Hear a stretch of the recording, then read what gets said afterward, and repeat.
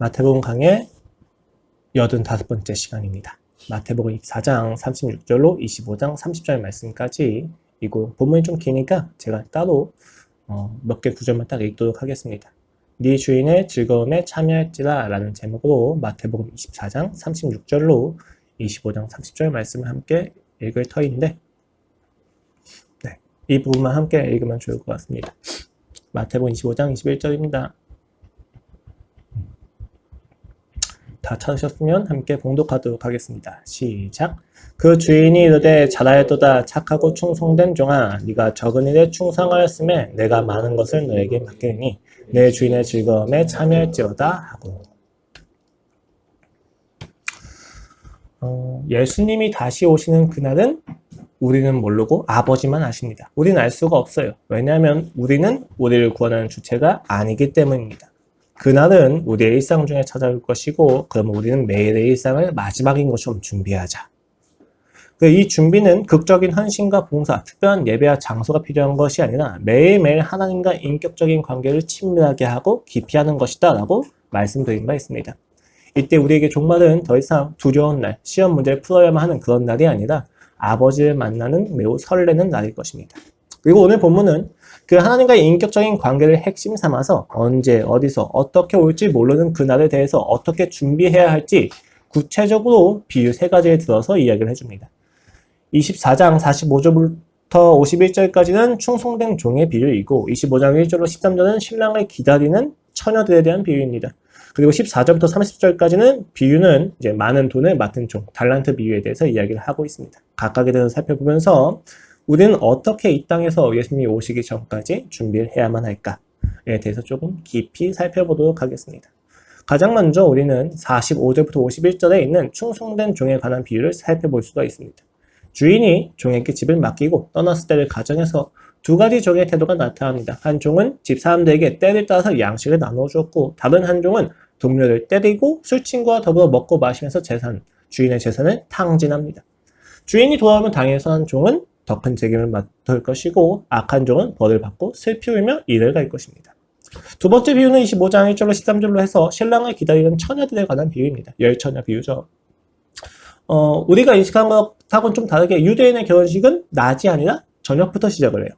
저녁부터 시작을 해가지고 이제 7일, 일주일 동안 이제 진행이 되는데 신랑이 신부를 데려가는 것으로 시작을 합니다. 근데 신랑이 신부를 데려가는데 저녁이니까 깜깜하잖아요. 당시에 뭐 전등 같은 게 있는 것도 아니니까. 그래서 신부의 친구들이 들러리가 되어서 등불을 들고 밖에 나서 기다립니다.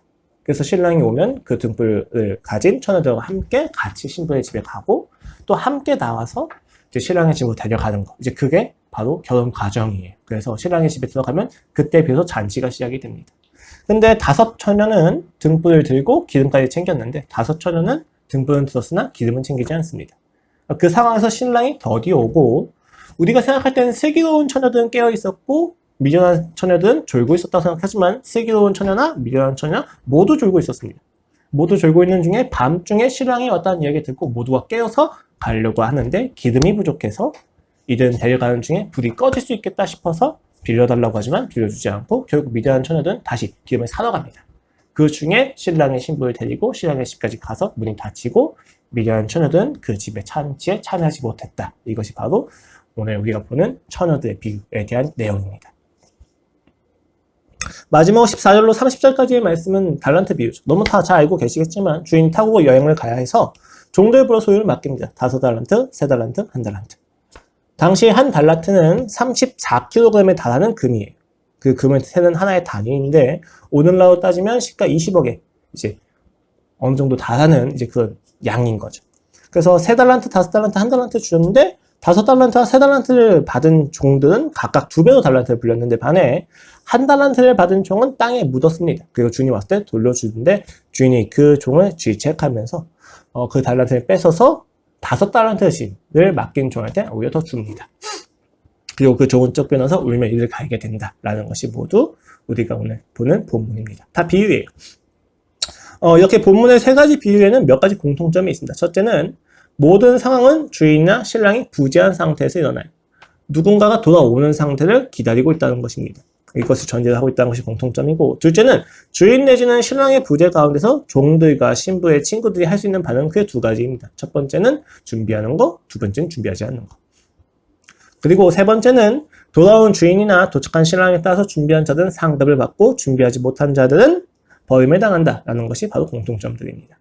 이러한 세 가지의 공통점은 오늘 우리가 이 본문을 읽을 때 예수 그리스도가 다시 오시는 것을 기다리는 우리의 상황에서 다시 오시는 그날을 어떻게 준비해야 되는지에 대해서 정확히 이야기를 해줍니다.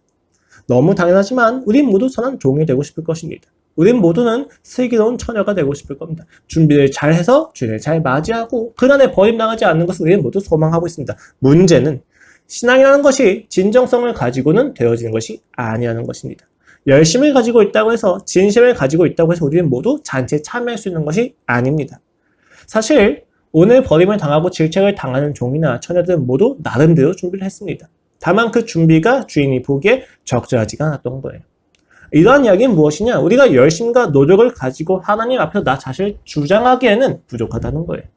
신앙이라는 것은 노력과 열심, 진정성과 솔직함, 정직함보다 조금 더 중요한 가치들이 있다라는 이야기를 하는 거죠. 그럼 그것이 무엇인가? 그리고 그것은 우리의 삶에서 어떻게 구체적으로 준비가 되어질 수 있는가에 대해서 우리가 함께 살펴봐야만 한다는 것입니다.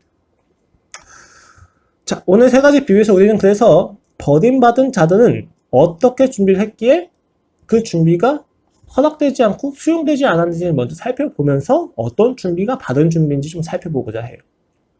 흥미롭게도 각각의 비유는 그 종들과 그 처녀들에 대해서 이렇게 표현합니다. 첫 번째 비유에선 악한 종이라고 이야기하고, 두 번째 비유에선 미련한 처녀라고 이야기하고, 세 번째 비유에선 악하고 게으르다라고 표현을 하고 있습니다. 흥미로운 표현들이에요. 각각을 살펴보면서 왜 이들의 준비가 부족한 것이었는지, 무엇이 잘못됐는지 함께 살펴볼 수 있을 것 같습니다. 첫 번째 종은 악했습니다. 여기 악하다고 표현되는 그는 어떤 자인지에 대해서 우리가 이야기할 때 물론 원어를 비교하는 것도 있지만 비유 내에 있는 서술과 묘사를 조금 집중해보는 것도 좋을 것 같습니다. 본문을 보면 다음과 같이 묘사가 됩니다. 49절이에요. 동료들을 때리며 술 친구들과 더불어 먹고 마시게 되면 이랍니다. 재미있게도 그는 단순히 부도덕함과 직무유기가 맡겨진 재산을 탕진하는 것에서 발생하지 않습니다. 그의 직무유기는 어디까지 갑니까? 동료들을 때리는 것까지 갑니다. 이러한 표현은 그가 스스로를 주인과 같이 여겼다는 것을 알 수가 있어요. 실제로 그는 51절에서 이렇게 평가받습니다. 그가 받는 벌은 외식하는 자가 받는 벌이다 라고 표현이 되고 있어요. 그러니까 지금 이 악한 종의 문제는 무엇입니까? 외식입니다. 저희가 외식에 대해 살펴본 바가 있어요. 단순히 겉과 속이 다르다가 아니라 형식을 지켰다고 해서 스스로 본질을 지켰다고 주장하는 율법주의가 바로 외식이다 라고 말씀을 드린 바 있습니다. 지금 이 악한 종의 외식은 무엇입니까? 주인에서 권세를 위임받았다고 해서 내가 스스로 주인이 되었다라고 생각하는 그 외식이 있다는 거예요. 형식적인 부분을 통해서 자신이 본질적으로 주인이 되었다라고 생각하는 거예요. 그가 다른 종을 때릴 수 있는 까닭은 위임받은 자로서 살고 있는 것이 아니라 자신이 주인과 같이 여겨져서 이미 계급이 높아졌다고 생각을 하기 때문에 때리기까지 한다는 것입니다. 단순히 주인의 재산을 탕진하는 것을 넘어서서 때리고 다 자기의 것처럼 사용하는 것, 지금 그것이 악한 종에 대한 설명입니다. 그는 그 형식에 집착해서 스스로 주인이 되어서 마음대로 해도 되는 줄 알았다고 생각하고 있다는 것입니다. 하나님께서 우리에게 각자의 일상과 각자의 자리를 맡기셨습니다. 맡기신 거지 내가 이 모든 경영과 모든 다스림과 모든 관리의 주인이 된 것은 아닙니다. 청지기일 뿐이죠. 그런데 우리는 종종 우리가 가지고 있는 소유와 능력과 시간의 주인이라고 생각을 합니다. 내 결정대로 내 선택대로 무조건 되어지는 거고 그 선택이 위대한 거야 라고 생각을 할 때가 있습니다. 그러나 그렇지 않습니다. 악한 자들은 스스로 준비했다고 생각을 합니다. 그러나 그들은 방종을 즐깁니다. 스스로가 주인이라고 착각을 해서 예수 그리스도께서 다시 오시는 그날까지 그들은 스스로 이 땅에서 주인처럼 살아갑니다. 막 살아갑니다. 하고 싶은 대로 살아갑니다. 물론 이들 역시도 나름대로 미래를 준비합니다. 그러나 어디까지나 하나님이 보시기에는 악합니다. 왜요? 그들이 준비한 것 중에 어떤 것도 영혼을 위한 것은 없습니다. 스스로가 주인이기 때문에 주인이 돌아올 그 날을 생각하지 않습니다. 예수 그리스도를 다시 만나는 그날을 생각하지 않습니다. 지금 이후에 그날을 생각하지 않습니다. 스스로가 주인이기 때문에 내가 결정하고 내가 원하는 그 모든 것들이 나를 만족시키는 것에 우리는 더 이상 생각하지 않습니다. 스스로가 주인이기 때문입니다. 이런 이들이 하는 준비는 준비가 될 수가 없습니다. 여러분 한 번이라도 일을 해보시고 알바를 해보시면 알겠지만 알바는 준비할 때 주인한테 어떻게 평가받을까 생각하면서 끊임없이 생각하고 끊임없이 준비합니다. 물론 안 그런 알바도 있어요. 그렇죠? 어떻게든 주인이 나를 혼내지 못하도록 이제 소극적인 부분에서 숨는 알바들도 있지만 종의 바른 자세는 사실 일을 하면서 우리가 가져야 될 바른 자세는 우리의 오너가 나를 고용한 고용주가 나를 평가할 때 더 좋게 평가할 수 있도록 그것을 우리가 준비하고 끊임없이 생각하면서 능동적으로 해야만 하는데 악한 종은 스스로가 주인이라고 생각하기 때문에 결코 준비하지 않습니다. 여러분 굉장히 좋은 주인을 많이 만나셨으면 뭐 괜찮겠지만 나쁜 주인들을 보시면 되게 좋은 예시죠. 나쁜 주인들을 보시면 준비를 합니까? 준비를 하지가 않죠. 그들은 스스로가 주인이기 때문에 스스로가 준비하지 않는 것에 대해서 책임을 질 수가 있는 자들입니다. 그래서 그들은 준비하지 않습니다. 어떤 부분에서예요. 참된 주인은 그렇지 않겠죠? 두 번째를 봅시다. 15장 1절에서 13절까지 보시면 미련한 처녀들의 이야기가 나옵니다. 스스로가 주인이 아니한 것을 아는 자도 준비가 미진할 수 있다는 것을 우리가 여기서 확인할 수 있어요. 이들은 슬기로운 처녀 5과 함께 열심히 등불을 준비합니다. 그런데 그들은 미련하기 때문에 잔치에 참여하지 못한 것으로 나타나고 있습니다. 그들이 한 미련한 행동은 무엇입니까? 오늘 본문을 잘 살펴보면 아까도 말씀드렸던 것과 같이 슬기로운 처녀들뿐만 아니라 미련한 자들도 함께 모두 신랑을 기다리다가 졸다가 잠을 자버립니다. 그 마지막 구절에서 깨어있으라 라고 이야기하지만 사실 이 둘 모두는 다 졸고 있었어요. 그러니까 깨어있으라는 것이 정신적으로 혹은 물리적으로 깨어있으라는 말이 아니라는 의미입니다. 그렇다면 깨어있으라는 것이 무슨 의미인가 우리가 생각을 했었을 때 그들이 잘못한 것은 단 한 가지, 기름을 더 챙기지 않았다는 것입니다. 그렇다면 오늘 본문은 리스크 관리를 잘 해라 이런 본문으로 가는 것일까요? 조금만 더 깊이 들어가 봅시다. 그들은 왜 기름을 준비하지 않았을까요? 오늘 본문을 보면 신랑이 더디 왔다라고 5절에서 정확히 표현합니다. 더디 왔다라는 표현은 신랑이 오기로 정해진 약속된 시간이 있었다는 것입니다.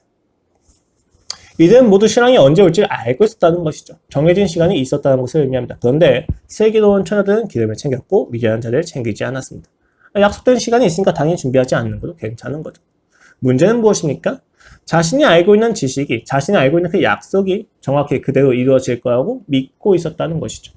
여기서 문제는 무엇이냐면 스스로가 가지고 있는 지식을 의존하고 있었다는 것입니다. 단순히 경우의 수를 계산하지 않았다가 아니라 더 근본적으로 경우의 수를 계산하지 않을 정도로 이들은 자신들이 알고 있는 지식에 대해서 확신하고 있었다는 것이 문제입니다. 그래서 13절에서 이렇게 이야기합니다. 그런즉 깨어있으라 너희는 그 날과 그때를 알지 못하느니라. 무슨 말씀입니까? 알지 못하는 것을 아는 것처럼 살았다는 것입니다. 지금 깨어있으라는 표현 간단합니다. 너희가 정말로 알고 있니? 너희는 알지 못하는 자란다. 제가 저번 주에 이것을 무엇이라고 표현했습니까? 우리가 스스로를 구원할 수 있는 주체가 아니기 때문에 알 수가 없다라고 말씀을 드렸습니다. 많은 사람들이 자신이 가진 지식에 대해서 확신을 가집니다. 그리고 그 확신은 그들을 미련하게 만듭니다. 신앙에서는 더욱더 그렇습니다. 우리는 스스로 신앙의 근거를 의심하지 않고 기초를 맹신히 위해 세우곤 합니다. 그뿐입니까? 성경이 말하는 것 외에도 세상이 호도하고 있는 노력과 성실함, 책임이라고 하는 것을 신앙의 기초인 것처럼 생각합니다.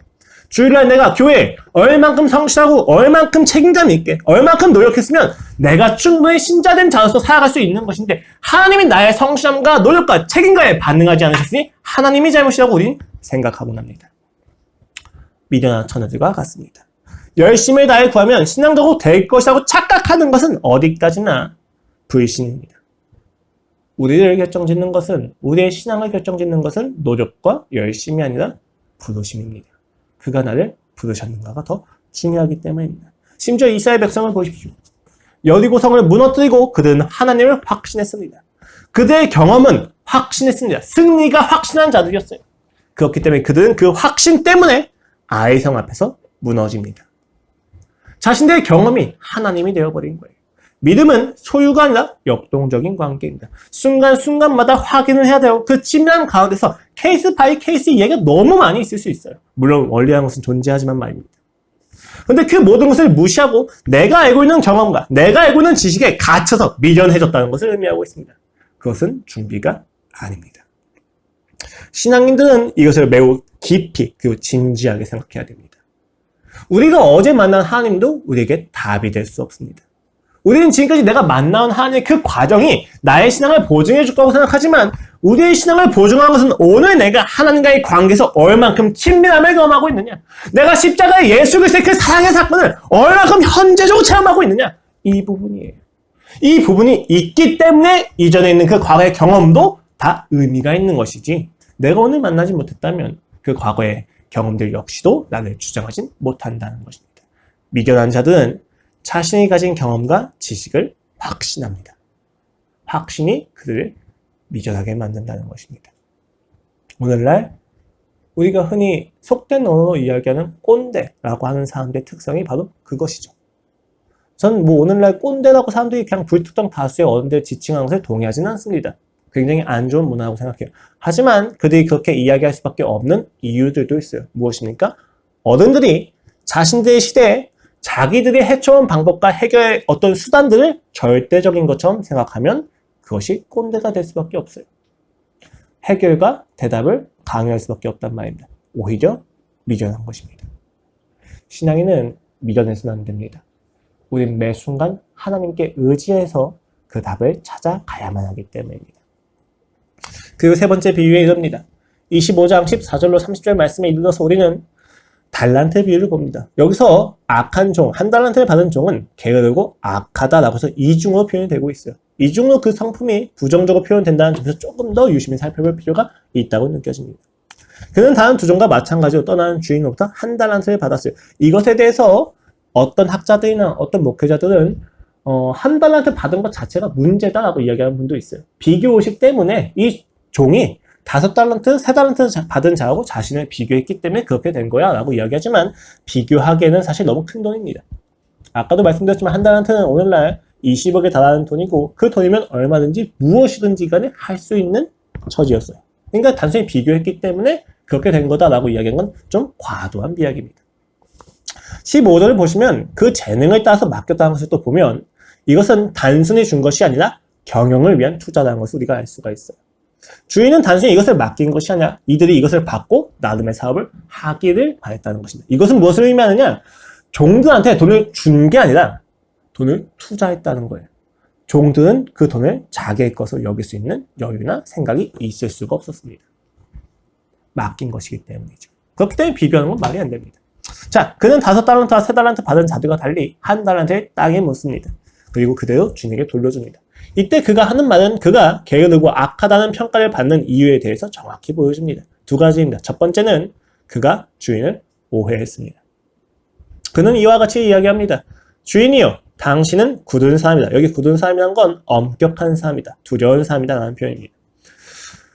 심지 않은 데서 거두고 해치지 않은 데서 모으는 줄 내가 알았으므로. 이 표현이 좀 웃겨요. 다시 한번 직역을 해드릴까요? 해드릴게요. 뿌리지 않는 곳에서 거두고 투자하지 않은 곳에서 이윤을 남기는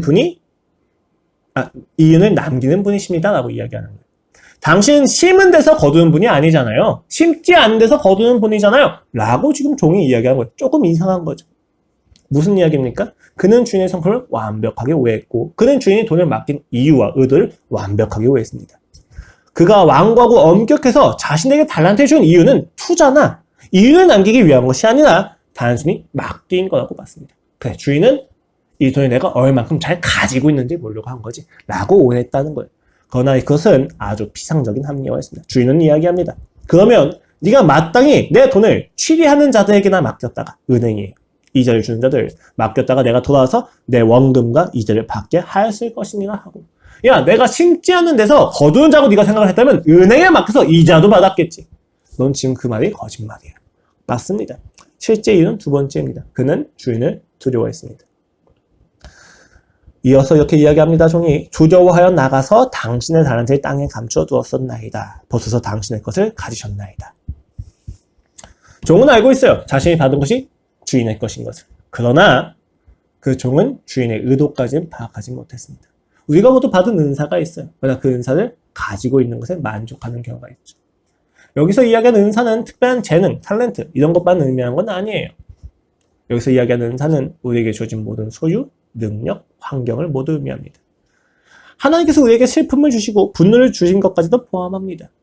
우리의 분노와 슬픔은 종종 소명까지 이어지기 때문입니다. 우린 그것을 가지고 있는 것에 만족해서 살아갑니다. 왜 그렇습니까? 두렵기 때문입니다. 누가? 하나님이 말이죠. 우리의 마지막 날에 우리를 심판하실 그 주인이 두렵습니다. 실패가 두렵습니다. 그 실패로 인한 처벌이 두렵습니다. 주인이 자신에게 준 것을 오히려 시도했다가 잃게 되어서 분노할 것을 두려워하고 있습니다. 하나님 우리에게 주신 시간과 은사가 있고 각각의 환경이 있고 심성이 있고 분노가 있고 슬픔이 있고 아픔이 있습니다. 그러나 그 모든 아픔과 슬픔과 분노와 그 모든 주신 것들의 의도를 파악하지 않고 우리는 썩힙니다. 은혜를 가두어둡니다. 왜 그렇습니까? 두렵기 때문입니다. 하나님의 뜻이 아닐까. 그래서 아무것도 시도하지 않습니다. 천국 가는 것 이상을 바라지 않게 됩니다. 혹여나 시도한 일들이 천국 가는 것마저도 방해할까봐 숨어 있습니다. 실패에 대한 주인의 처벌을 핑계 삼아서 나의 게으름을 합리화합니다. 죄입니다. 미련한 것이고 악한 것입니다. 게으름이죠. 그리스도의 삶은 끊임없는 모험입니다. 제가 그냥 단순히 인본주의적인 맥락에서 우리의 삶은 모험입니다. 이렇게 이야기한 게 아니에요. 일단 우리한테 키가 없잖아요. 자, 그럼에도 불구하고 그리스도의 삶은 모험입니다. 왜 모험입니까? 믿음이라는 것 자체가 누리고 열매를 확인하는 것이 어렵기 때문이에요. 여러분 생각을 해보십시오. 그리스도인이 살아가는데 세상의 방법과 세상의 수단을 그대로 사용해서 그냥 하나님의 이름을 부르짖으며 살아갑니다. 아무것도 구별되지 않습니다. 그리스도는 필연적으로 그 삶에서 하나님만 하실 수 있다고 확인되어진 일들이 필요해요. 우린 살아가다 보면 때때로 야 이건 진짜 하나님이 아니면 하실 수가 없는데 라는 상황들을 발견하게 됩니다. 그리고 굉장히 많은 그리스도인들이 그 상황 가운데서 돌아섭니다. 하나님만 하실 수 있으니까 요건 하지 말자. 왜요? 내가 할 수 있는 수단과 능력이 있기 때문입니다. 하나님이 우리에게 분노를 주시고 슬픔을 주시고 기쁨을 주시고 은사를 주신 것은 그 하나님만 하실 수 있는 상황 속에서 우리가 참여할 수 있도록 성품을 부여주신 거예요. 근데 그 성품들을 가지고 그 은혜를 가지고 우리는 그 상황 앞에 나아가지 않습니다. 혹시나 잘못될까봐, 혹시나 실패해서 처벌을 받을까 주인을 오해합니다. 내가 성공하지 않는다면, 내가 실패한다면 그것은 하나님의 영광이 될 수 없으니까 라고 우리는 빠르게 단념합니다. 나는 조금 더 하나님의 영광을 위해서 살아가는 거야 라고 또다시 합리화해서 믿음에 있어서 하나님과의 친밀한 교제에 있어서 게을러집니다. 악한 겁니다. 여러분 신앙에서 이야기하는 게으름은 단순히 아침에 일찍 깨지 못했다, 밤에 늦게 잔다 이런 게 아니에요. 하나님과의 관계에 대해서 무관심한 것. 하나님이 오늘 나의 삶에서 무엇을 진행하고 계신지에 대해서 알지 않으려는 것. 그것이 게으름입니다. 나를 창조하신 목적으로 나아가지 않는 것입니다. 우리 앞에 각자의 상황이란 게 있습니다. 지금 그 상황들 가운데서 지금까지 우리에게 주신 은혜가 있습니다. 그렇다면 우리는 우리에게 주신 그 은혜의 목적을 따라서 이 상황을 해석을 해야만 합니다. 그런데 해석하려고 하지 않습니다. 왜요? 내 수단과 내 방법과 내 노력을 사용해서 하는 것이 훨씬 쉽기 때문에. 그래서 실패하지 않는 것이 목적이 됩니다. 하나님을 굳은 사람이다 라고 오해하고 있는 결과입니다. 여러분이 실패했다 할지라도 하나님은 영광 받으십니다. 우리가 성공했다 할지라도 하나님은 영광 받으십니다. 하나님께서 영광을 받으신 건 성공과 실패가 아니라 그들이 얼마나 주인의 의도에 따라서 살아갔느냐입니다.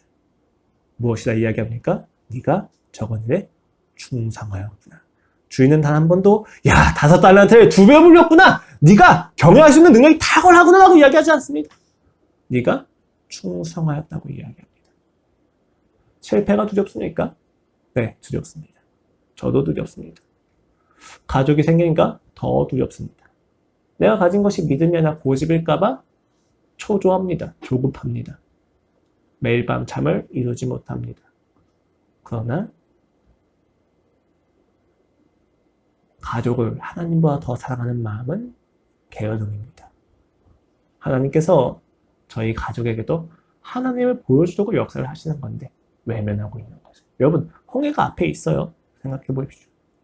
홍해까지 가야만 홍해가 갈라진 것을 볼 수가 있습니다. 그런데 내가 생각할 때는 이렇게 돌아가는 것보다 블레셋인들의 길을 걸어가기 훨씬 더 빠르기에 블레셋인들의 길을 갔다면 홍해는 갈라지지 않았을 거예요. 그리고 애국군대는 그들을 따라잡았을 것입니다. 우리가 생각하는 수단과 방법이 얼마나 빈약하고 비참하고 조악한지를 아셔야만 합니다. 하나님을 확인하는 길로 가십시오. 조금 힘들더라도 되게 괴로워요. 왜냐하면 내가 할 수 있는 모든 수단과 방법을 포기해야 되기 때문에. 하나님의 방법을 내가 믿고 간다는 것은 내가 할 수 있는 모든 것을 참아야 되고 절제해야 된다는 점에서 굉장히 어렵습니다. 그렇게 우리가 받은 은혜를 묻어버립니다. 덮습니다. 그래서 주인이 오는 날 돌려주려고 합니다. 아닙니다. 주인은 그것을 기뻐하지 않습니다. 주인은 실패하더라도 충성하려고 하는 자를 귀하게 보십니다. 주인은 넘어지더라도 자기를 향해서 나아오려고 하는 자들을 칭찬하십니다. 어차피 그 일의 성패는 우리한테 달려있지 않습니다. 한 달란트를 준비한 자의 태도는 땅에 묻은 그 종의 태도는 마지막 날을 준비하는 그리스도인의 태도가 아닙니다.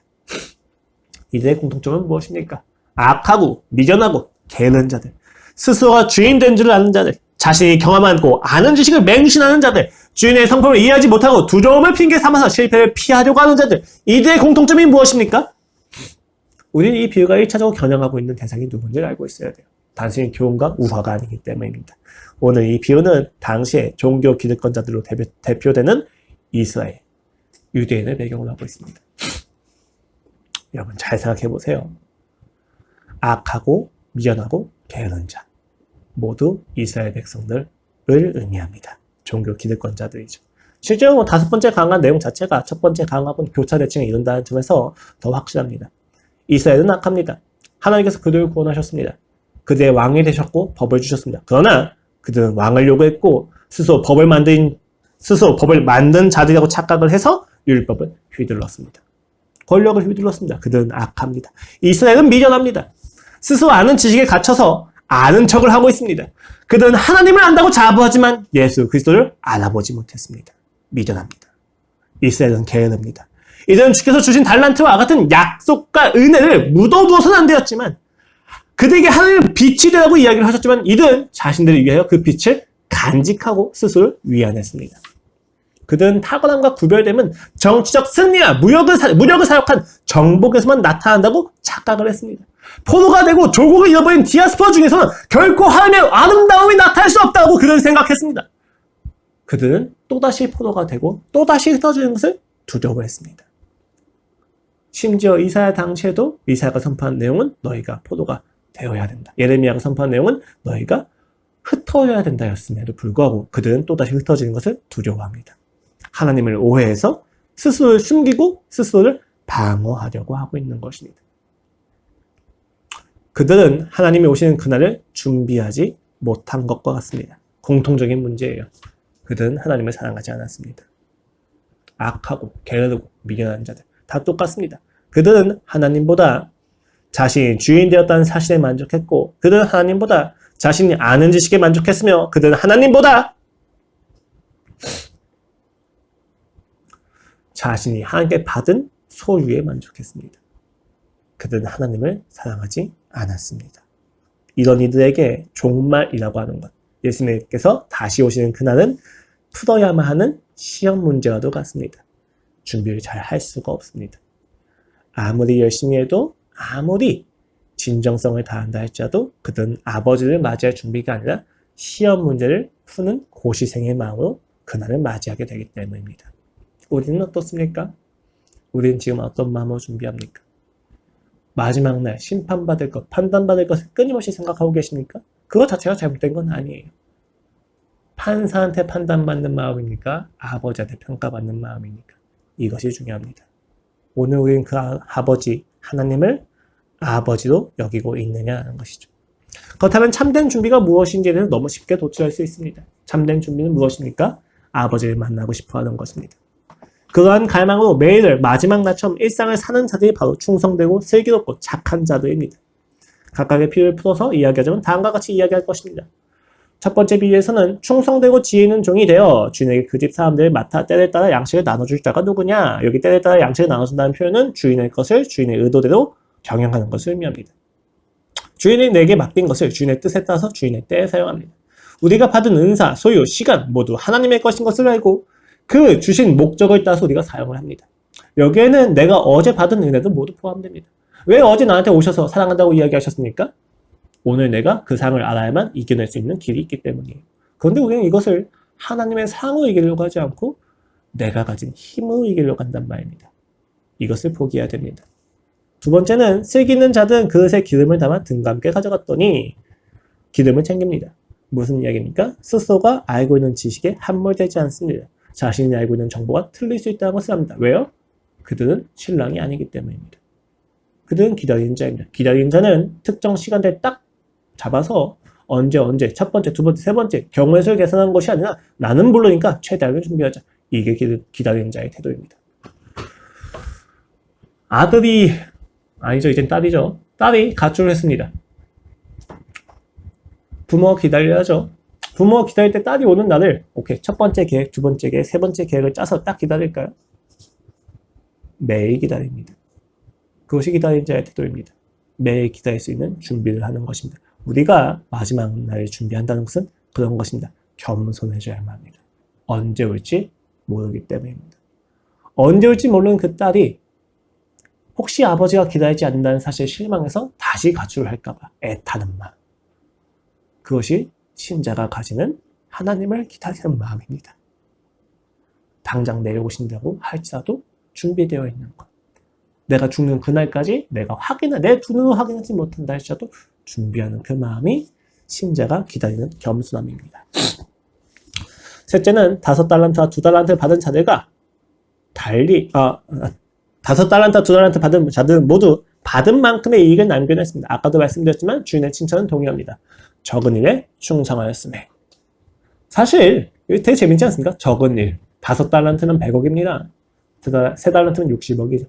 그러나 주인의 곁엔 모두 다 적은 돈입니다. 주인은 이야기합니다. 네가 충성하였다고. 우리에게 중요한 것은 충성입니다. 일의 규모가 아니라 맡기신 일에 대한 충성입니다. 내가 몇 명한테 영향을 끼치느냐 중요하지 않습니다. 맡기신 것에 충성하는 것 자체가 가장 중요합니다. 그것이 우리의 평가 기준입니다. 때때로 이것이 우리의 발목을 잡습니다. 왜냐하면 조금 더 규모를 키우기 위해서, 조금 더 인정을 받기 위해서, 조금 더 내가 스스로 살아갈 방법을 찾아내기 위해서 우리에게 이 사실은 매우 중요합니다.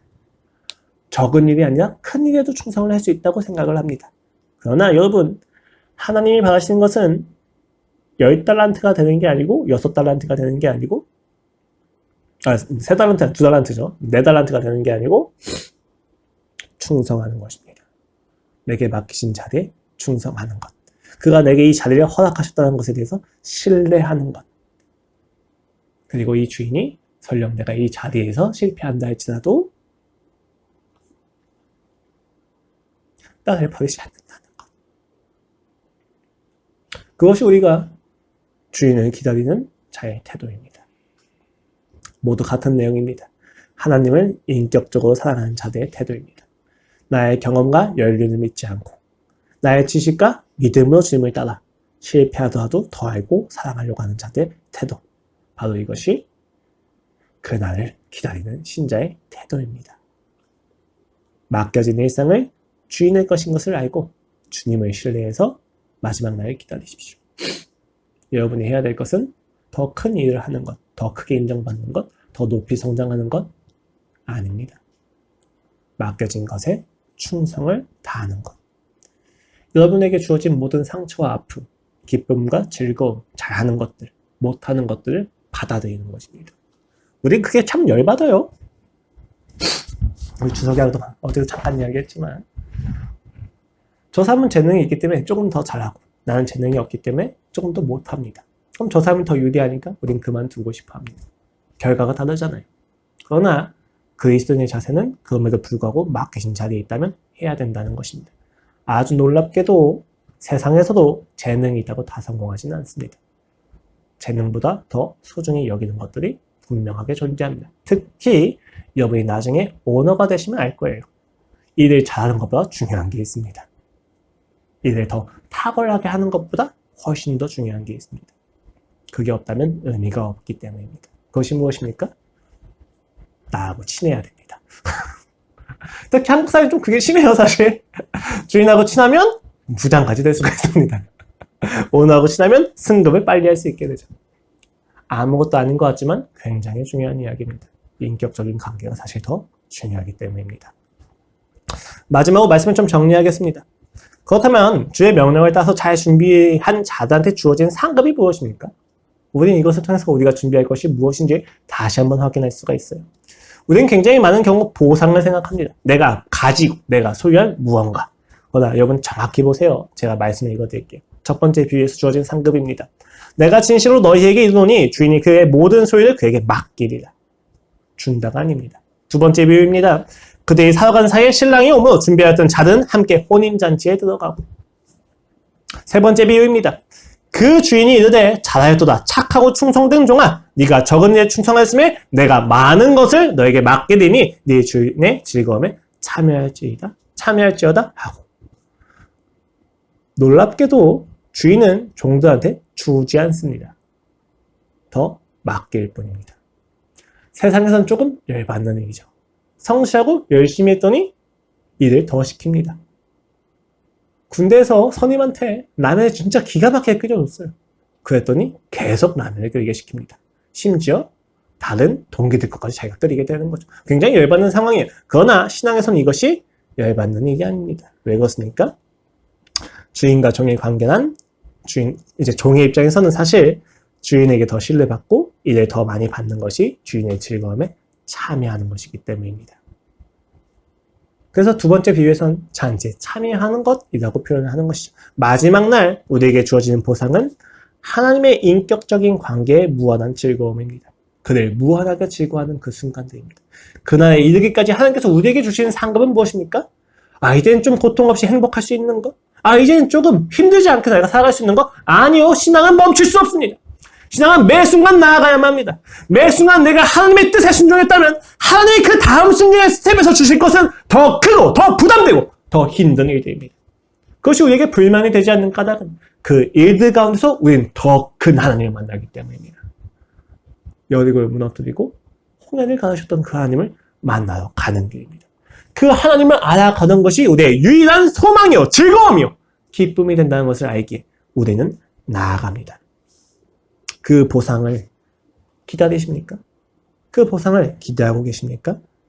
그 보상은 곧 천국과도 같습니다. 하나님을 알고 사랑하는 것이기 때문입니다. 이 사실만이 우리를 더욱 힘들게 하고 달려가게 만듭니다. 그렇지 않다면 여러분은 무조건 좌절하고 절망하고 멈추어 설 것입니다. 왜 그렇습니까? 내가 순종할수록 바라는 것이 고통이 없고 편리하고 편하게 사는 삶이라면 우리는 당장 그만둬야만 합니다. 인생이 계속되고 일이 커지면 커질수록 책임감이 커지지 고통과 부담이 줄어들지는 않습니다. 우리는 그것을 꿈꿀 수 없습니다. 우리는 고통이 없는 인생을 꿈꾸는 것이 아니라 고통 가운데서도 하나님을 경험하는 인생을 꿈꾸는 자들이기 때문입니다. 여기서 이런 질문이 발생합니다. 고통보다 하나님을 아는 것이 더 가치가 있는가? 내가 고통을 감수할 정도로 나는 하나님을 좋아하는가? 그 질문 앞에 서셔야만 합니다. 솔직하게 목회자의 양심을 걸고 고백하건대 고통보다 하나님을 사랑하지 않습니다. 때로는 그냥 정지된 인생으로서 살아가고 싶을 때가 많습니다. 이제 그만 불안해하고 그만 조바심 내고 그만 힘들어하고 싶습니다. 그럴 때가 너무 많이 있어요. 그러나 그럼에도 불구하고 결국에 하나님을 선택하는 이유는